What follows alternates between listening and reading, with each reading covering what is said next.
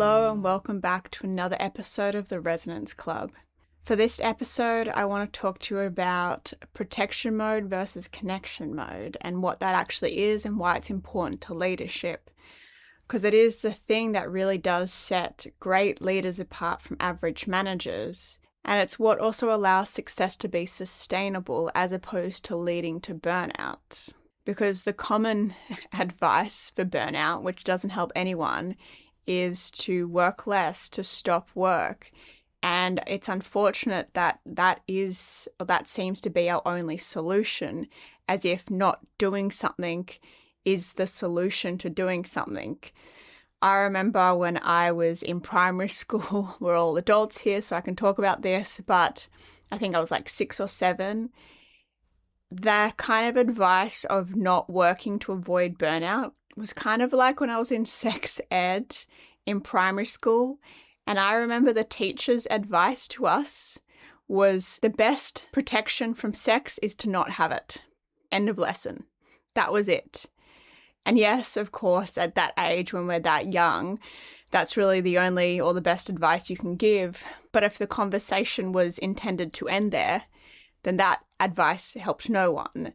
Just like with burnout, telling someone to not work doesn't help because the anxiety of not earning money, I'm pretty sure, is going to be a whole lot worse on their nervous system. I know it would be for me. What we consider nervous system regulation, it is the safe and social or the green zone, depending on which framework you like to refer to. For example, there's the window of tolerance, the polyvagal graphs. They all kind of refer to something similar, just variations on the same thing, what I like to call connection mode.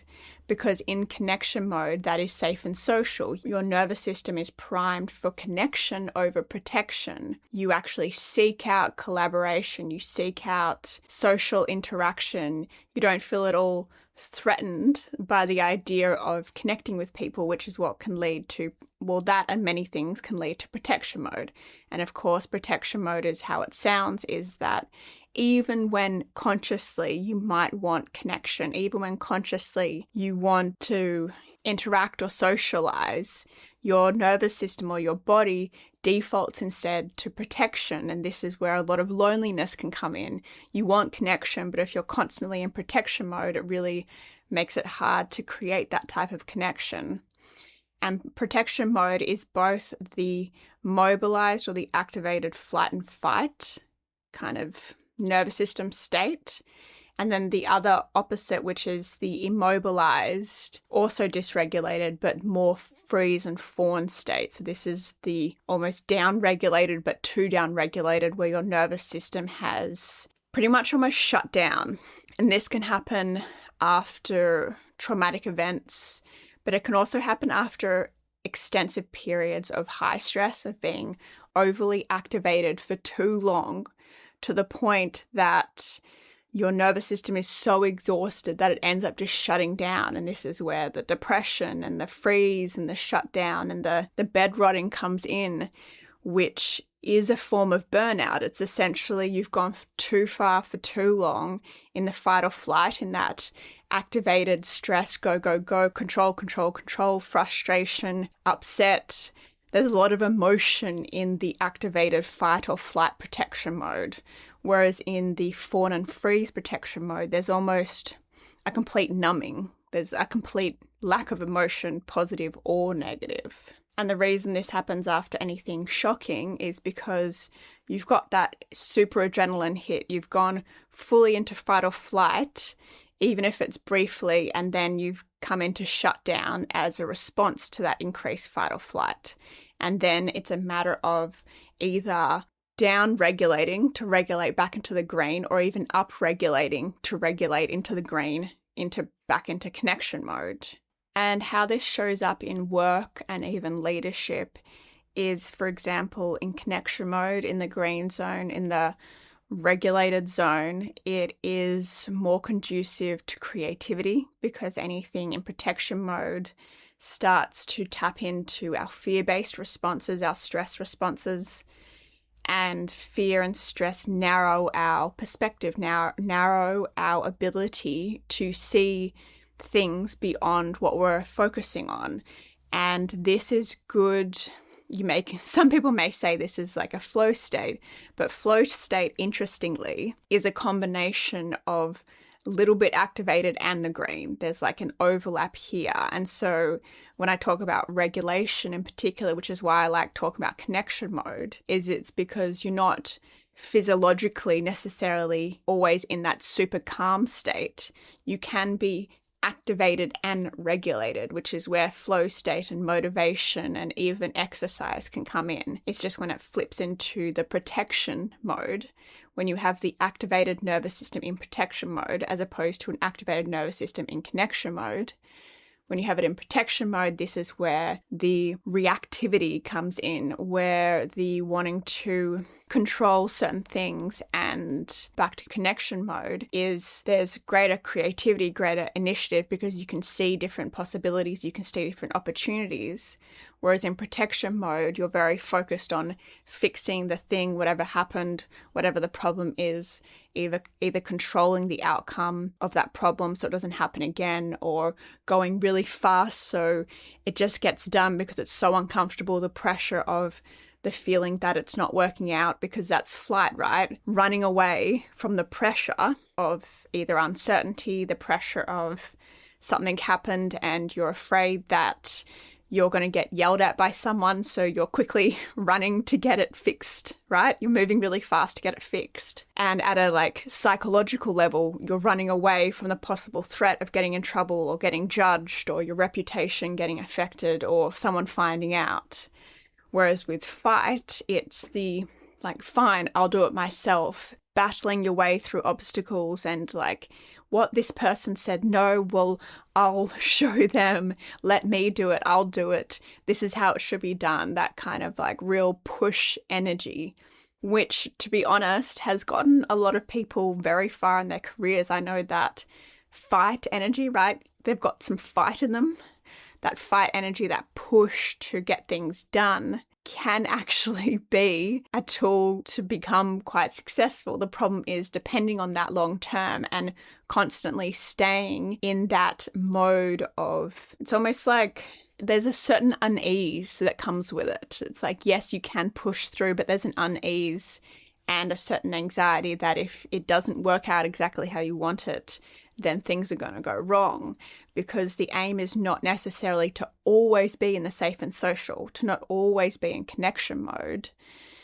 but to actually go between both, to go between that activated nervous system, but then come back down into the green zone when you don't need to be in the activated, in the fight or flight mode. Because yeah, if something does go wrong, if someone needs help, if there is a genuine crisis, if you do need to get away from a situation, then utilizing or leveraging your fight response or utilizing your flight response is actually, can be a good strategy, can be a really good idea. And I wasn't sure if I was going to tell this story, but I will, because it's quite relevant to situations when you might want to use your flight response or your fight response, even in the workplace. And so for me, last year, I quit my job at a large organization, and for many years it had been an amazing job, but essentially last year things got really bad. But because it had been such an amazing job, I was still holding on to the idea of it being an amazing job too much. Like, I was really just holding on. I didn't want to believe that it really had gotten as bad as it did. But the problem is, because it was so bad, my nervous system was in constant, it was fluttering between fight, flight, freeze. Like, I'd literally sit in front of my desk, like staring blankly at the screen, which later I spoke to a psychiatrist and she was like, yep, that's freeze. And I was like, oh, of course. It's interesting when you're in it, right? You don't start, well, even I don't start labeling it, but when someone else points it out to you, it's like, oh my God, yes, that is what I was doing. It's like, I'm not broken. I was just literally in a freeze response. Like, my brain, my body had shut down in that moment because the level of stress and anxiety and lack of control and everything had just gotten so much that my body didn't know what else to do. And so it kind of just like shut down, even though I was sitting there looking perfectly content. I was actually in a mild state of shock, essentially. And that continued for some months, and it got to the point where it got so bad where my flight response got triggered to the point where I utilized that level of adrenaline to finally leave that job, to finally quit. And it was the best decision I have made. I forgot how good it is to quit. I don't necessarily recommend anyone quit their job.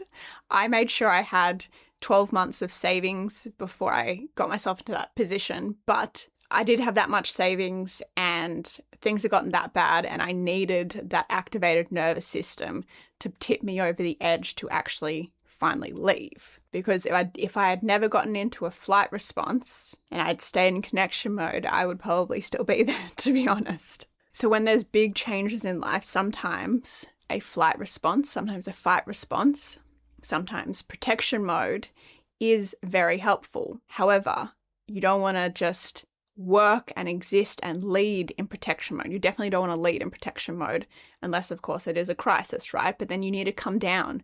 You don't want work to always be a crisis from start to finish, start of the week to end of the week. This is where you crash at the end of the week and your weekend just feels like a really short recovery before you go back into crisis again throughout the week, because staying in protection mode is exhausting. Even staying in the freeze response can be exhausting because there's just no energy there. It's like a lacking. And unfortunately, in the immobilized or over down regulated state of protection mode, that's where a lot of the more shame, depression, sad, self-judgment thoughts come in. Whereas in the fight or flight, there's almost like there's a bit more of a judgment about other people or what they could do to you. Whereas in the shutdown freeze, you have like a very internally focused inner critic, which can be quite damaging. And so, the other reasons you'd want to lead from connection mode is responding as opposed to reacting, is being able to hear about something going wrong, to hear about a mistake, to hear about a problem, and to not react to it, to not feel your body go into that, like, to not want to shrink and hide, to not want to just like, it's too much, to actually just like calmly, curiously be like, okay, well, how do we fix this? What happens? Because when something goes wrong and you as the leader are super calm and you're not yelling at people and you're not criticizing or blaming or shaming or judging, then it can be really regulating on your team. It can be really relaxing not relaxing, it's the wrong word, regulating, calming for your team, particularly for the person that's made the mistake. There's probably a lot of self-shame and judgment already going on. And then if you start blaming them, it only makes things worse. It only damages your working relationship. It makes them not want to admit mistakes anymore. It's just like a spiral of the behaviors you don't want in your culture. And so when you calmly respond to someone who thinks they've done something so bad, it is such an exhale, essentially, for that person and the team and anyone else that is exposed to that kind of response, because what you're not necessarily communicating, like, yes, it's fine that mistakes happen. What you're communicating is that mistakes happen and then we fix them. It's not mistakes happen and then you get blamed and shamed. It's mistakes happen and then we fix them together as a team. It's like we're all adults in the workplace. And so everyone has a level of wanting to do a good job, wanting to do the right thing. And if anyone has gotten to the point of not wanting to do a good job or not wanting to do the right thing, it's oftentimes because they've been shamed, they've been blamed, they've been belittled, they've been made to feel that they actually have no power, not because they are someone that doesn't care about the quality of their work. It's just because they've been made to feel like they have no power over their work. And when you respond calmly as a leader, you start to break down their protection mode.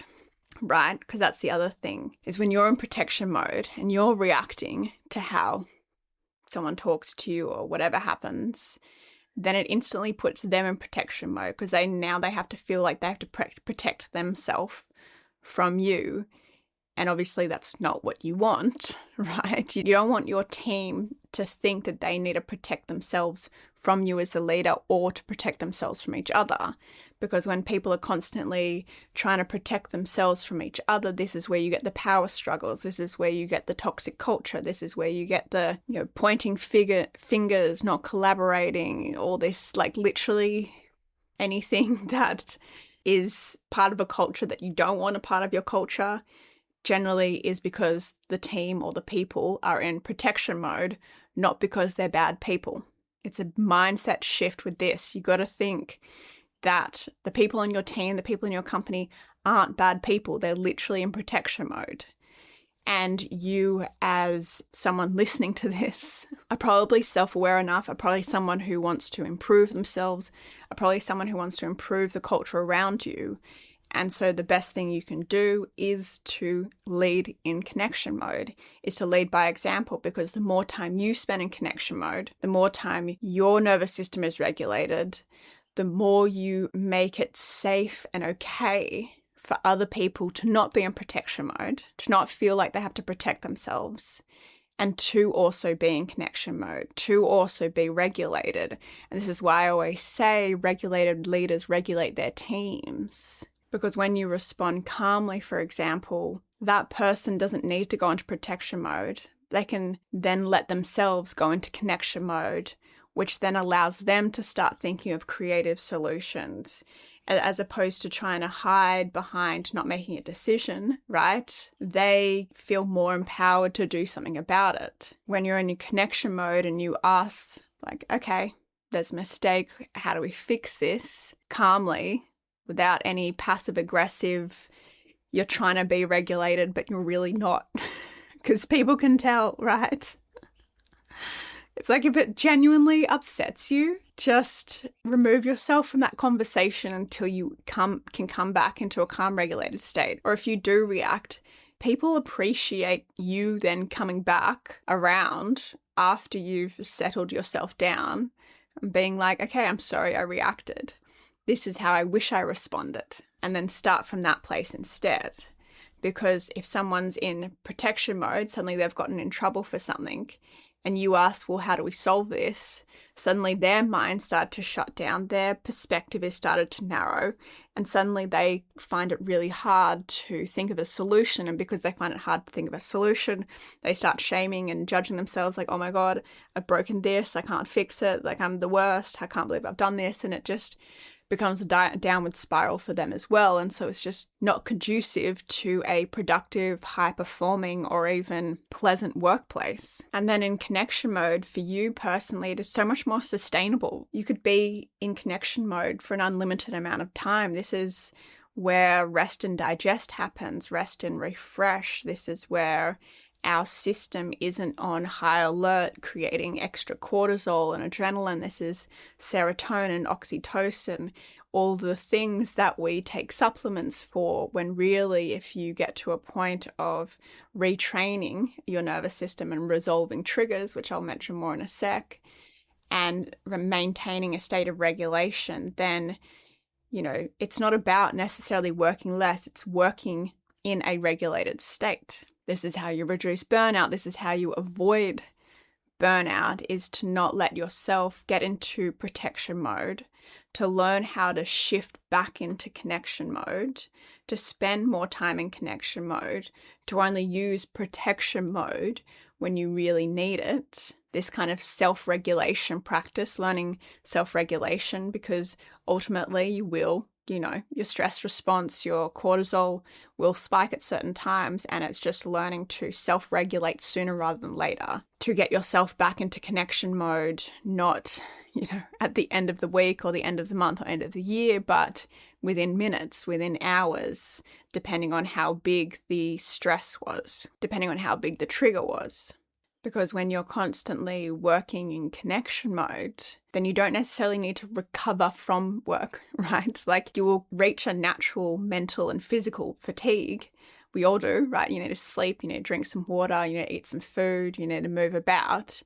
But you don't necessarily need to recover from the work itself, when you're constantly in a stress response all through your day, even if it's like a subtle anxiety, a subtle unease, a subtle fear that something bad could happen. And so you're kind of in this like, okay, I just got to like protect myself, keep myself above water, not do anything wrong, not step outside the line, all this kind of stuff is essentially protection mode. And that is exhausting. That is so exhausting. And that is the kind of work that you do need to recover from.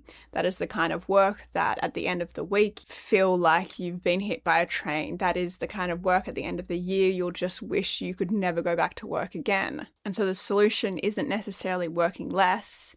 And particularly if you run your own business, if you're the CEO, if you're the founder, you can't easily just step away. You are always going to be on. And so a much more useful thing to learn other than time management is self-regulation. Honestly, if you learn self-regulation, you probably don't even need to learn time management. The fact, anyway, not sure time management is a skill, to be honest. It's more of a discipline, but self-regulation is going to be much more useful to you as a leader, as a founder, as a CEO, than any sort of time management or productivity, because at the end of the day, if something doesn't get done and you're the main one responsible for everything, then time management just goes out the window anyway. But you can self-regulate. You can self-regulate during high pressure situations. You can self-regulate after, definitely always self-regulate after high pressure situations, because that's what retraining is. Retraining your patterns essentially is getting in the habit of self-regulating more often, and self-regulating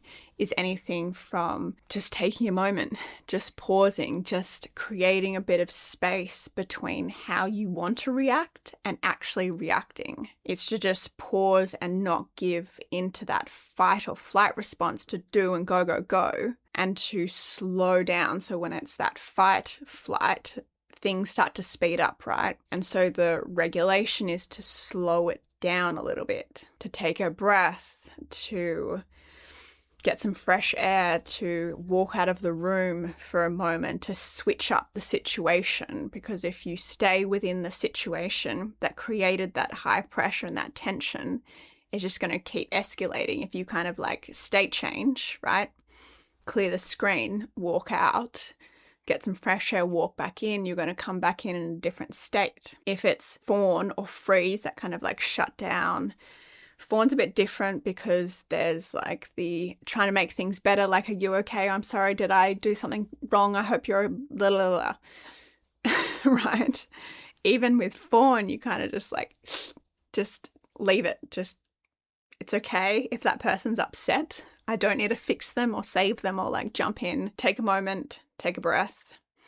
Freeze, of course, is definitely, if you're in a freeze state, getting up and moving. If you feel like you're frozen, you're in like semi-shock, something, you've just heard the news about something, get up from where you are and move, because that movement is going to defrost your nervous system essentially. And retraining is just getting into the habit of these, getting familiar with what connection feels like for you, what regulation and safe and social feels like. Because I had a client, I've actually had a few clients like this, and I talk to them about connection mode and regulation, and I show them the graph of the different nervous system states. And a lot of them notice that when I talk about it, that what they thought was connection mode was actually just a different level of protection mode that they thought was high performance, because they were working so hard and so fast, which kind of brings me back to the first point I made, is we often get in the habit of thinking that we need to operate from the fight or flight, that we need to operate from protection mode to be successful, because that's how we've gotten to where we are. But just because it's how you've gotten to where you are doesn't mean that is what you need to get to the next level. And so you start to retrain your responses, you start to retrain your patterns, so you get more familiar with connection mode. So you notice when you've shifted out of it and whether you need to be out of it or whether you can self-regulate back into it. And resolving the triggers is a much more complex process, because it does require not necessarily just removing the triggers in your life, but actually resolving any unprocessed stress or repressed emotions from your past. because any unprocessed stress from your past, any emotional memories that are still quite raw and were never fully resolved, still influence your experience of the present moment. And so by resolving them at a subconscious level, they no longer trigger your nervous system. And what this looks like is if you have a lot of unprocessed stress, is there's literally nothing going on and you feel like you're anxious, you feel like you're in a heightened stress response, and it's literally like, why am I even stressed? It's because at a subconscious level, there's all these triggers going on. So you can't just remove something in your external environment. It needs to be resolved in your internal architecture. And the resolving is the work I do a lot with my clients, with my one-to-one clients. I'm working on ways of how I could create it a bit more self-paced, things you can kind of come back to in your own time. But essentially, if the retraining and the resolving is something you want to work with someone on, then definitely book a strategy call. But the ways you can yourself do some resolving, I find self-coaching prompts or journaling is a really great way. Breath work is another really great way of resolving more somatic-based triggers. I love doing hypnosis to help with retraining, right? Because the hypnosis will help you remember to actually self-regulate in the moment, because that's one of the biggest objections I hear is like, well, that's nice, but when I'm in the moment, I always forget to actually do anything about it. And that's where hypnosis comes in, because we can install certain kind of self-talk or programs that are like, oh yeah, when I'm stressed, I remember to self-regulate. You can do that with hypnosis. It's quite cool. But also retraining and shifting any of the patterns that lead to that reactivity in the first place. Because yes, you resolve all these unprocessed triggers, but then you obviously want to shift the behaviors so you're not actually creating situations where you create more stress and triggers. And what's really interesting is when you resolve the unprocessed stress and the old emotions from your past, you actually have a lot less triggers in your external environment. Because almost all the triggers in your external environment are just reflecting back unprocessed triggers in your internal environment. So I think I'm going to end on that note. You can think about the point I just made. And yeah, let me know, connect with me on Instagram. Let me know if you have any questions, book a strategy call if you want to chat about any of this work. I don't automatically assume that you will want to do one-to-one. If you are just curious about what else I have to offer, then you can also chat to me about that during the strategy call. So thanks again for listening, and I'll chat to you next time.